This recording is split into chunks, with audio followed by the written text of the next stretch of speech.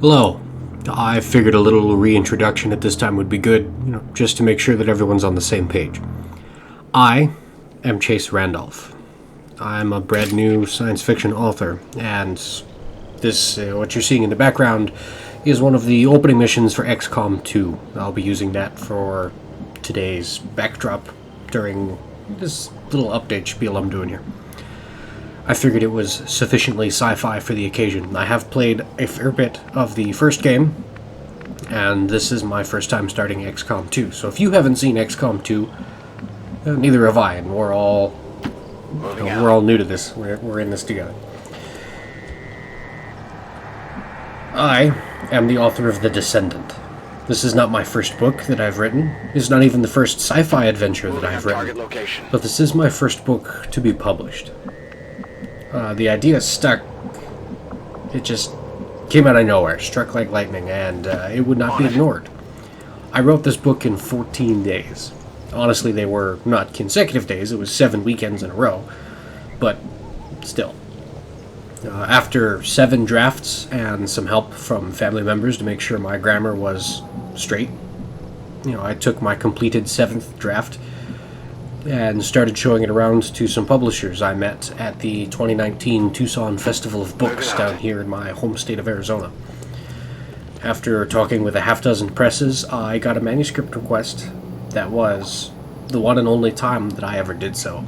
The Descendant was accepted on its first ever submittal. I don't know if that's a good thing. I mean, I hope that means I've got a good book on my hands, but there's that little paranoid voice in the back of my head that says, "You're just being taken for a ride." We'll see what happens. After several more drafts and some hand-painted watercolor cover art, which induced an error and caused a 6-month delay, it's totally worth it though, since it was painted by my grandfather. We're finally here. My first published book, The Descendant, gets released in a few days, September 29th, 2020. To help stir the pot, there's also a 4-part series of teasers that use a different point of view to tell the other part of the same story. All 4 of those, as of this release, are available for free to read on my publisher's website. I'll include links in the description down below, and you guys can go check them out if you want. I have other books written in the series. Those will be coming out eventually, but The Descendant is the first book. That's where the story begins. It serves as the coming-of-age story for my main character, and I pick it up a notch and drag him off to some really exciting adventures afterwards. But in this first one, he makes himself known, asking a few questions of his authority figures, and instead of answers, he gets himself exiled from a hostile place into an inhospitable place. It only gets worse from there. It's a story of friendship and traitors and hidden lore and giant carnivorous reptiles, hostile deserts, revenge, defeat, loss, new life, new discoveries, self-reliance, overcoming the impossible, protecting the innocent, salvation of the wicked, and even a little magic, all that fun stuff. Will do. This book will be available both electronically and in paperback on Amazon. I'm also working with a few of my local bookstores here in Arizona, trying to organize organically and get it on physical shelves in physical stores. We'll see how much success I have with that. I'm doing what I can. An audiobook version is also planned, but through recent and unforeseen circumstances, even that has been delayed. But fear not, it is coming. I'll also include a link to the publisher's page where you'll be able to find not only my book, The Descendant, but other books that they have printed. A little about me, as an author. I have always been a storyteller. I cannot remember a time before when I was not obsessed with airplanes, large reptiles, and the telling of stories about them. And once I learned to write, it only got worse. Who knows what happened to all of it, but there was lots of papers with childish scrawling and half-baked daydreams / story ideas, all over the place when I was younger. For a time, I was taken by the worlds of the fantasy genre, and all of my tales were full of swords, magic, and giant carnivorous reptiles. Over time, I grew more serious about my writing, but I had no luck it never got anywhere. I grew frustrated and disappointed that nothing was working as well as I wanted. And I couldn't manage any Tolkien-esque sagas. Moving. That did change eventually. I discovered science fiction. I read the entire Ender's Game series by Orson Scott Card. And around the same time, I found and took up the tabletop pen and paper and dice game of BattleTech. I was quickly hooked On it. on, this big sci-fi thing. I mean, I have this love for aviation, a love for airplanes that's practically bred into me. What's the only thing that's bigger and faster and cooler than airplanes? But spaceships. So it didn't take long for me to just, like a fish to water. Sci-fi was my thing. There was no going back. And as I delved deeper and deeper into the lore of BattleTech, it didn't take long for me to find a hole in that lore. According to BattleTech lore, humanity, although fractured into several different governments, has spread their empires over hundreds, if not thousands, of different planets and stars. And while there are rules in the game for native fauna, there is no mention or account of aliens or intelligent alien life of any kind. And my early teen mind supposed that Eyes on the prize. if they had control of that many that many planets you can live on, then somewhere they had to have encountered aliens, right? Where were the aliens? To us. The game lore just ignored them entirely. These guys make up the bulk of the Advent forces we built with. This question, although I wasn't aware of it at the time, is known as the Fermi Paradox. And I started writing some BattleTech fanfic to introduce aliens into the game lore. And that's how I started writing science fiction. It can prove highly I had a lengthy series planned out to answer the Fermi Paradox within the confines of the BattleTech lore. And after a wordy trilogy fizzled out, after it all, Fermi Paradox is a paradox.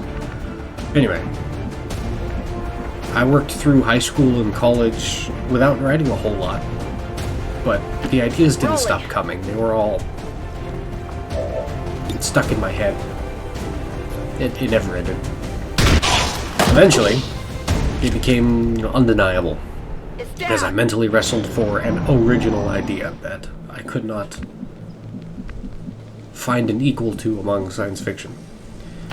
Got it. Moving. When I had an idea that I liked and it finally coalesced and was clear enough, I had to write it. Some resemblance to the sectoids I didn't get a chance to argue with it. It would not be denied.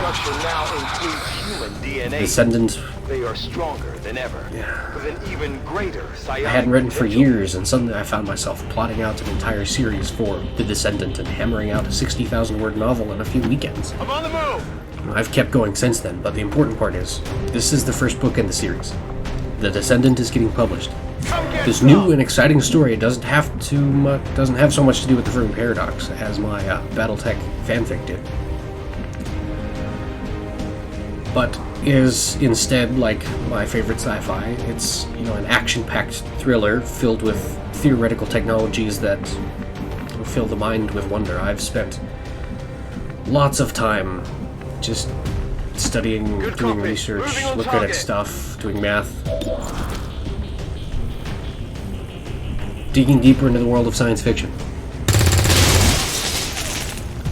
Target still up. And that's part of the draw for me to science fiction. Just the, wow, I never thought of that. This is theoretically possible. That's so cool, etc., etc. Part of my philosophy, my approach to writing, is to have adventures, varied knowledge and experiences to try and make writing better. I'm an avionics tech by profession. In short, I turn wrenches on airplanes.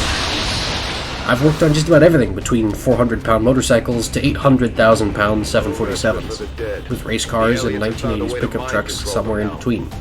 I've crawled in caves, I've climbed mountains, I've been lost in the desert 40 miles from electricity or running water.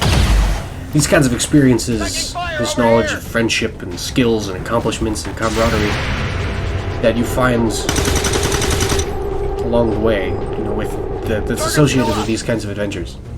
I think is the kind of spice that is nice to sprinkle on the science fiction research and mathematical calculations that I do to form the base ideas. Like cheese on potatoes or hot sauce on tacos, you know? It's just that little extra something that makes a good thing great. It helps to describe someone who is hungry, tired, lost, afraid, alone, when I too have been in that boat myself. Now, don't get me wrong, I'm not condoning reckless and or dangerous behavior, just that living a full and varied life helps offer insight and different perspectives. You know, the pursuit of knowledge, I think, is also endless. No one can know everything, but I think everyone should try. You never know what detail, what snippet of history or physics will be the linchpin that unlocks a brilliant idea and gives you the best 3 chapters of the book.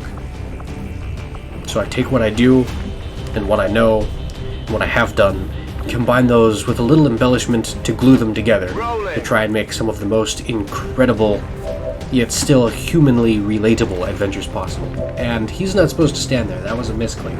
That's a big oops. I guess he's just gonna die now. To give an example for this that I've been going on about, I took it upon myself to research and discover and look into Orders confirmed. Moving out. real life events in space. All the space things that didn't work. All the accidents in space. You know, the Taken people care that of. gave their lives in the pursuit of humanity reaching the stars. And I have learned a whole lot from that. Is he gonna survive? Oh, yeah. Those are, and he's not dead, alright? I'm We're impressed. running out That of guy's got time guts. here. If we don't Some of them are in stabilize the payment. converter soon, Anyway, I don't think anybody's going home today. this whole humanity crawling into the stars thing, I have learned so much, not just about space travel and what it takes to do it, but all the things that failed along the way. You know, the Soviet Moving to N-1 position. rocket, the tragedy with the Soyuz 11 incident, the Mir space station, Target eliminated.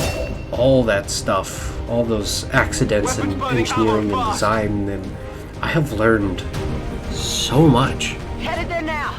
And it has greatly changed the way I perceive the actual history, the actual events, the people who participated, the countries who participated, No longer a threat. but also the way that I Running dry on write. The story itself, I think, is much more realistic, real, possible, not so Headed there now. clean and polished, but more real, more human and nitty and gritty. And Attempting connection. if you're familiar with the story of Apollo 13, that would be a good example. Just because, if you've seen that movie, with a little bit of dramatic embellishment, that's basically what happened. It is a very accurate historical retelling. I've got access. And that one event alone Readings are returning is to a normal. heck of a story. Well, mostly normal. And Status when you can confirmed. take Mission the sum accomplished. total of all of the science, all of the events, all of the accidents that happened during the space race, there's so much there that could be, the spice into a good story to make it I great. would like to assure the citizens Sorry, of before I start rambling too much, that our peacekeepers will stop I'm at gonna nothing summarize this all to over prevent again further and call attacks it by quits. criminal elements, To reiterate, such as the one that hi, occurred today. I'm Chase Randolph. The I wrote a book elders called The total Descendant. faith It's in being our published at the end of ability to September overcome 2020 by any and Immerser all Publishing. threats I to like our stuff, peace. I do stuff, and I think the stuff that I do and study helps the stuff that I write be good stuff that's worth reading. If you like stuff too, please have a look at the links in the video description, and maybe you can read my stuff, because The Descendant will be available soon. If you're still here, please leave a like. It really does help for the video, and by extension the book, to reach people through the endless and complicated YouTube algorithms. Just like it sounds, our If you want to have a chat about science fiction or airplanes or auto racing or anything cool, please leave a comment or find me on Twitter, Tumblr, Facebook, etc. The big social media platforms. I'd love to hear from you. Any and all are welcome, and thank you for watching. You guys are the best. I'll see you again soon when I make another announcement when the book itself releases. The Grenadiers provide heavy ordnance. Gonna finish leveling up all my characters here now that some of them have narrowly survived my poor mouse control, and get back to my video games. Thank you, it's much appreciated.